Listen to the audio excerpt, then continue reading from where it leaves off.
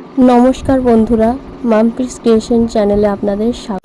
আজ আমরা যাব বীরসিংহের নিধিবন রিসর্টে। আমার জীবনে এই প্রথম একটি ব্লগ, এর আগে কখনো করিনি, বলতে গেলে একটু লজ্জাই লাগে। তো শুরু করা যাক। রিসর্টটি বাঁকুড়া জেলার পাত্রসায়র ব্লকের বীরসিংহ গ্রামের অন্তর্গত। জায়গাটি আমাদের বাড়ির কাছাকাছি হওয়ায় আমরা সব ভাই বোনেরা আমাদের বাইক নিয়ে বেরিয়ে পড়লাম রিসর্টের উদ্দেশ্যে। দেখতেই পাচ্ছেন ঘন জঙ্গলের মধ্যে গড়ে উঠেছে রিসর্টটি। এখন আমরা একেবারে রিসর্টের সামনে। দেখতেই পাচ্ছেন জঙ্গলটি কত বড়, বলা ভালো এখানে কিন্তু হাতিও বেরোয়। রিসর্ট খোলার সময় ঠিক দুপুর 12:30 আর বন্ধ হয় রাত্রি 9:30। তার আগে আপনারা আসতেই পারেন, কিন্তু খাবার পাবেন ঠিক 12:30টার পর। এই যে মন্দিরটি দেখছেন, এটি একেবারে গেটের সামনেই রয়েছে। এটি হলো একটি শ্রীকৃষ্ণের মন্দির। এছাড়াও আরও অনেক রকমের মন্দির এখানে রয়েছে। এবার সামনের দিকে এগিয়ে গিয়ে ডান দিকে গেলে দেখবেন শিবধাম, আর তার পাশেই রয়েছে একটি বিরাট বড় তুলসীর বাগান। সামনে বরাবর এগিয়ে গেলে দেখতেই পাবেন মহাদেবের একটি সুন্দর মূর্তি।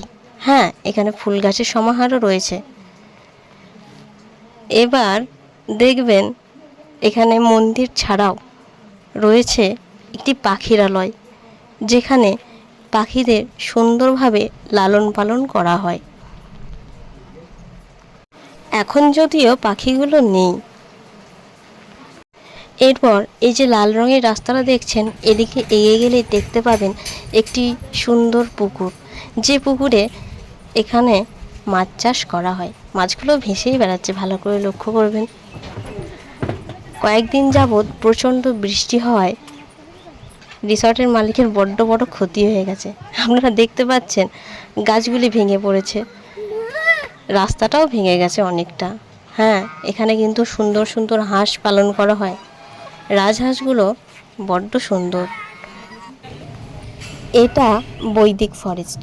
কেউ যদি এসে এখানে রাত্রি যাপন করতে চান, তাহলে রিসেপশনে আগে আপনাকে রুম বুক করে নিতে হবে। এই হলো মেনু লিস্ট। আপনারা একটু কষ্ট করে পজ দিয়ে দামগুলো দেখে নিন।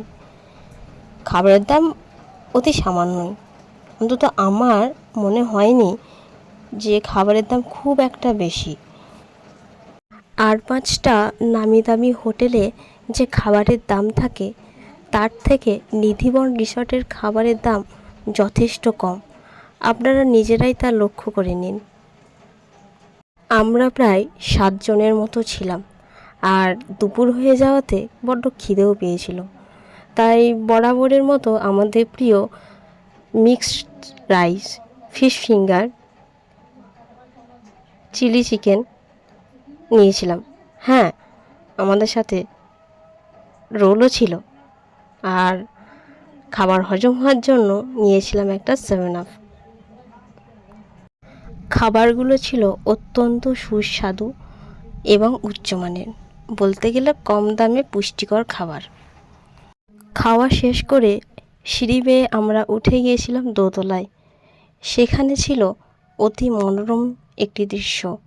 রয়েছে 2টো সুইমিং পুল, একটা বাচ্চাদের জন্য এবং 4 কোণা যেটি রয়েছে সেটি বড়দের জন্য। নতুন চালু হওয়ায় সুইমিং পুলগুলিতে এখনও জল ভরা হয়নি, তবে দুর্গাপুজোর পর এখানে সব কিছু চালু হয়ে যাবে। এর পিছন দিকে গেলে দেখতে পাবেন একটি চেঞ্জিং রুম, আর বসবার জন্য রয়েছে একটি রেস্টরুম। দোতলায় উঠলেই দেখতে পাবেন কতটা নিবিড় ঘন জঙ্গলের মধ্যে বেড়ে উঠেছে এই হোটেলটি। হ্যাঁ, দৃশ্যটি অত্যন্তই মনোমুগ্ধকর। আমার তো ইচ্ছাই করছিল না ওখান থেকে ফিরে আসতে। আমার এটি প্রথম ব্লগ, জানি অনেক ভুল ভ্রান্তি হয়েছে, আপনারা সেগুলি মার্জনা করবেন। আমার চ্যানেলে যারা নতুন তারা অবশ্যই চ্যানেলটি সাবস্ক্রাইব করে পাশে থাকবেন। দেখা হচ্ছে নতুন ভিডিওতে। আজ পর্যন্ত এইটুকুই। ভিডিওটি দেখার জন্য ধন্যবাদ।